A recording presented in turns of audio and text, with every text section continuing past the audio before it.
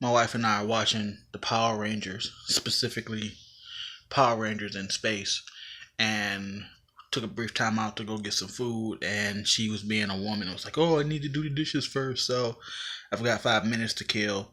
I want to take this opportunity to brag about my wife for a minute." Now, when I say brag, I don't mean brag in the sense that my wife's prettier than your girlfriend and we do this. It's just I see a lot of people, and more specifically, people in her family on Facebook, like the younger cousins, and even some of my older cousins, who tend to post these memes about being this strong black independent woman, and oh, that man didn't do me right because he didn't know what he had. And there are these quotes from Taraji P. Henson from Empire, and it's quotes that she didn't say, talking about black power, and you won't know what you got till it's gone. And it's like, I can't relate. We'll get tagged in these relationship goal memes, and we just can't relate because I don't find it hard to be faithful to my wife. A lot of people be like, "Oh, being faithful is so hard. Being in a relationship is so difficult." No, it's not. No, it's not. Like, I love my wife, and like sometimes she gets on my nerves, and sometimes I get on her nerves. But for me, every other female might as well be a toaster. Like, I can admire it for what it does. I don't need to use it. Like, I got what I need at home, and cross my fingers on this one.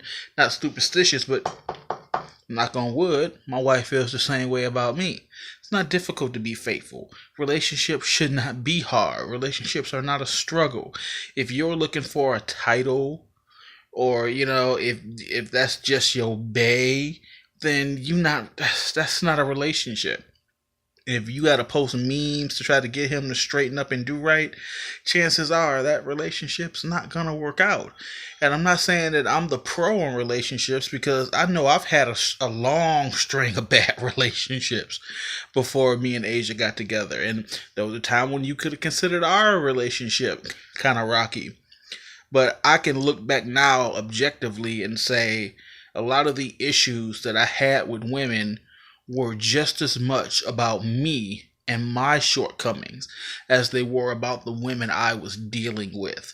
It's only after you stop blaming everybody else for your failed relationships and can say to myself, what part did I play in that you can actually move forward and try to have a decent relationship. And until you do, they're just gonna be, "Oh, yeah, that man, he didn't know what he had. I'm a black queen. He didn't treat me right."